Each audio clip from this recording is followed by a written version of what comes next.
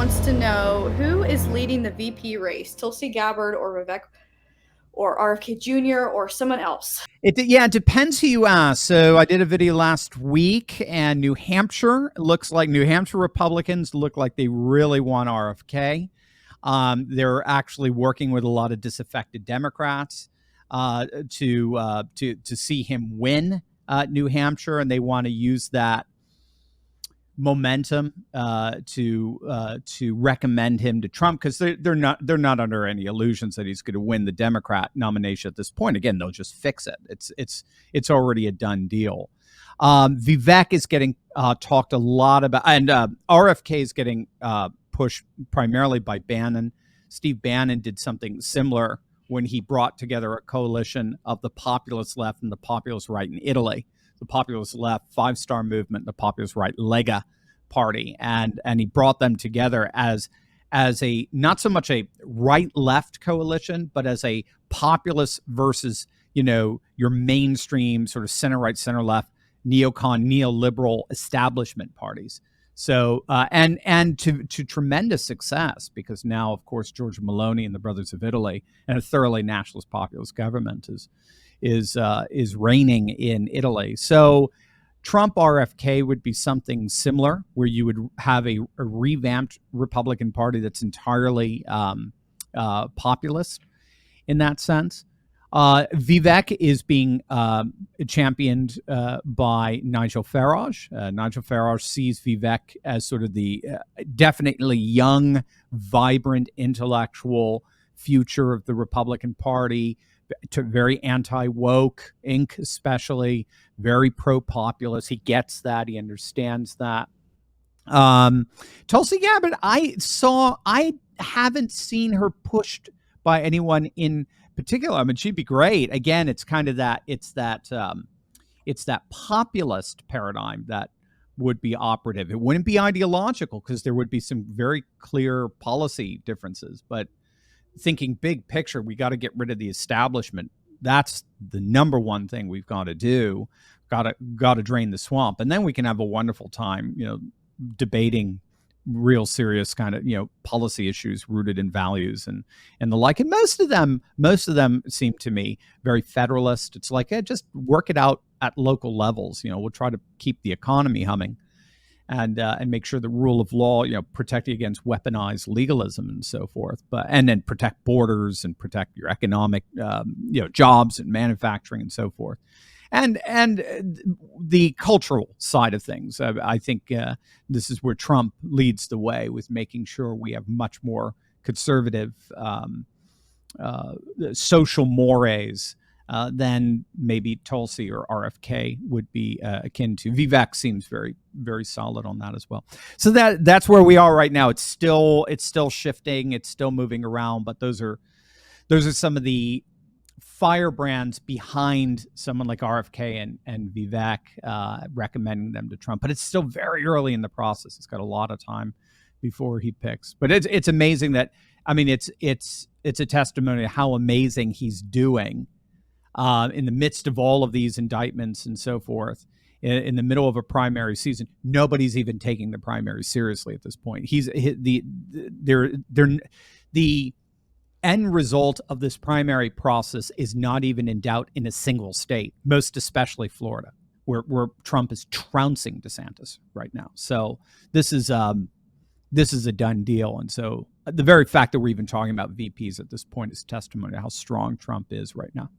Absolutely. And it's interesting to see, and you talked about this over the weekend and last week, was about the Gen Z support for Trump. And Vivek has a very similar support. So it's absolutely.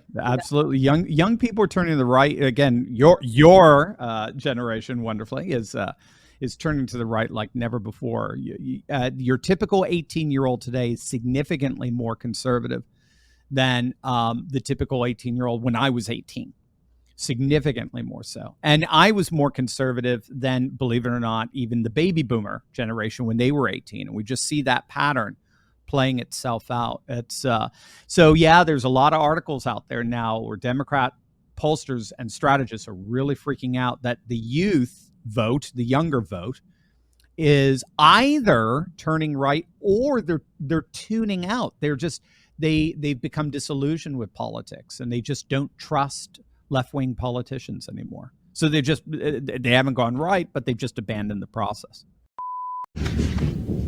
I'll be back.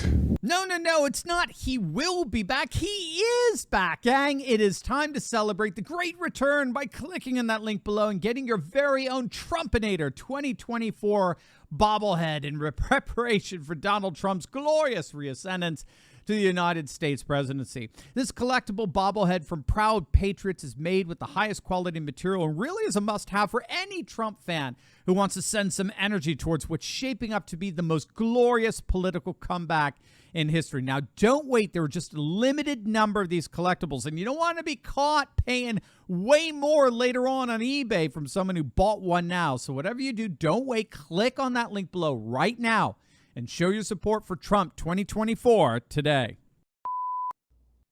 So Travis has a question here. He says, I've heard that Vivek has funded or worked for George Soros's company before, and that he could potentially be a snake in the grass. Do you think this is factual?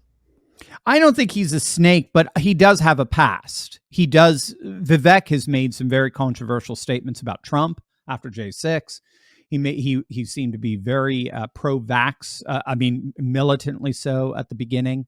I don't know if any connection with Soros per se. That's just, I haven't come across that. So Oppo research is definitely going to uncover, this is, Vivek is even Trump's vetting research is going to have to uncover this stuff. Anything that would embarrass Trump and the ticket needs to be uncovered, and he's going to have to be able to answer for it. He's going to have to be a big boy and account for things he said and done and the like. So now, keep in mind, nobody's perfect, but I don't see anything in Vivek, and I don't see the people who are supporting Vivek as anything to be alarmed about, outside of the fact that he has made some statements and supported some policies that he's going to have a hard time defending in a post-COVID era, now that we know how insane they were and how much money was being passed around and the like. I think the latest report that Rand Paul just had is Fauci was more or less personally responsible for distributing about $300 million in bonuses to his fellow scientists. It was so corrupt. It was just beyond, it's nauseating. So Vivek's going to have to, give a good answer for why he's done what he's done or said what he said. So we'll see how it goes. Well, he's had some really good answers this last weekend. I don't know if you saw that clip about a question from a pansexual about his engagement with those communities. Definitely check that out if you haven't. Excellent. No, I have not seen it. No, he's so good. That's the thing. He's so intellectually astute and yet is very, very much connected to faith, family, and freedom. He would be the first Hindu president, as I understand it, right? I think he is Hindu. He refers to himself as Hindu. So that'd be very interesting as well.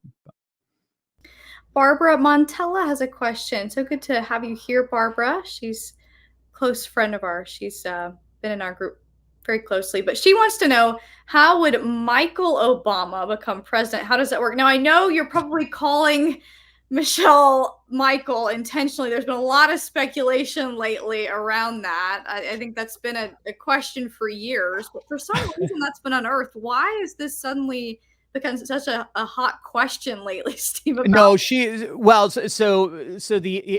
are you talking about how she would end up in the White House? Well, that, but also Michael versus Michelle. Oh, is it? Yeah. Well, right. Isn't. Well, the theory is that Michelle is actually a dude and is gone. I don't know. Right. Yeah. As far as I'm going with that, I don't know. We'll leave it at that. That's hilarious, Barbara. That's great. I love it. In terms of for her to become president, she would have to run. She would have to win in a contest against President Trump. The question is, why would she end up to be the candidate. And the argument is that you can't replace, you get rid of Joe. Joe's not going to make it. He's not going to run.